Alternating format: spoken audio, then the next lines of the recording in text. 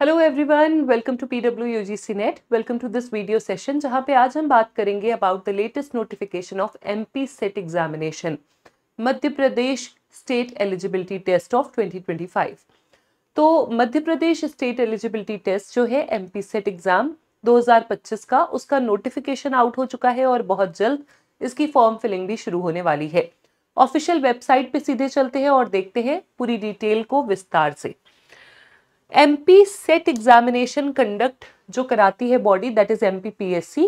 mpsc.mp.gov.in official website पे आप जाओगे तो आपको ऑफिशियल वेबसाइट पे जाते समय एडवर्टीजमेंट्स में स्टेट एलिजिबिलिटी टेस्ट सेट 2025 का एडवर्टीजमेंट दिखेगा।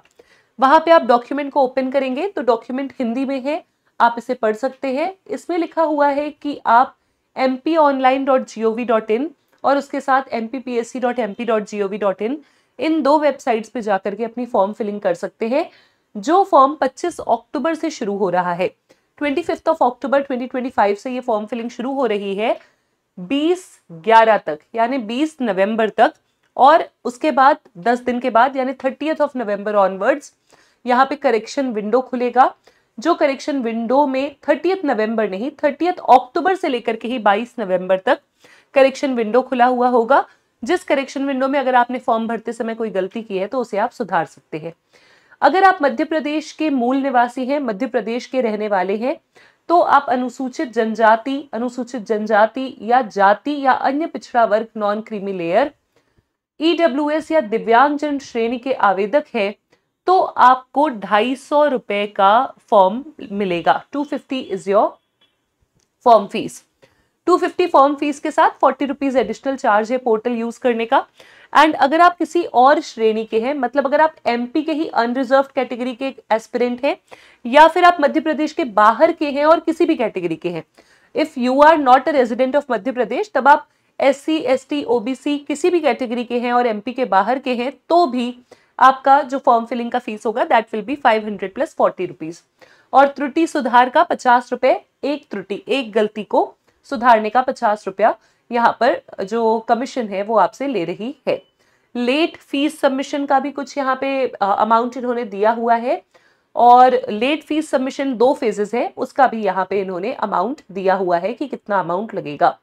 जब आप ऑफिशियल वेबसाइट पे जाएंगे तो ऑफिशियल वेबसाइट पे मैंने आपसे कहा कुछ इस तरीके का पोर्टल होगा एडवर्टीजमेंट पे।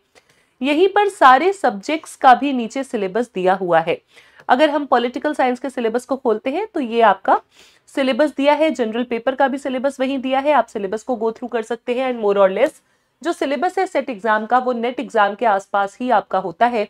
तो अगर आप नेट एग्जाम की तैयारी कर रहे हैं तो आपको ये सेट एग्जाम जरूर देना चाहिए। एक और सवाल जो आपके दिमाग में है, जो अभ्यर्थियों के दिमाग में है, बार बार ये क्वेश्चन आ रहा है कि मैम इस एग्जाम में नेगेटिव मार्किंग है क्या? नेगेटिव मार्किंग नहीं है, no negative marking is there. 2 number एक सवाल के लिए मिलेंगे अगर आपने सही जवाब दिया तो, अगर गलत दिया तो आपके नंबर कटेंगे नहीं। सेम वही पैटर्न है जैसे UGC नेट का पैटर्न होता है। और इसके साथ साथ यहाँ पर आपके सब्जेक्ट कोड की भी डिटेल दी हुई है। आपका सब्जेक्ट कोड क्या है, जब आप फॉर्म फिल करेंगे तो आपको सब्जेक्ट कोड की आवश्यकता होती है। So I will be ending it here and I would recommend you all कि अगर आप MP के किसी भी कॉलेज से PhD करना चाहते हैं या फिर आप MP में असिस्टेंट प्रोफेसर की जॉब्स को एम कर रहे हैं और नेट की तैयारी कर रहे हैं तो आपको सेट एग्जाम देना चाहिए। अगर आपका नेट एग्जाम ऑलरेडी क्वालिफाइड है तब आपको सेट नहीं भी दोगे तो चलेगा, because NET is national eligibility test और सेट आपका सिर्फ स्टेट स्पेसिफिक है। तो नेट आपका ऑलरेडी ऑल ओवर इंडिया काम करता है। So this is it. और कोई डाउट क्वेरी है तो आप मुझसे कॉमेंट सेक्शन में पूछ सकते हैं। Thank you so much.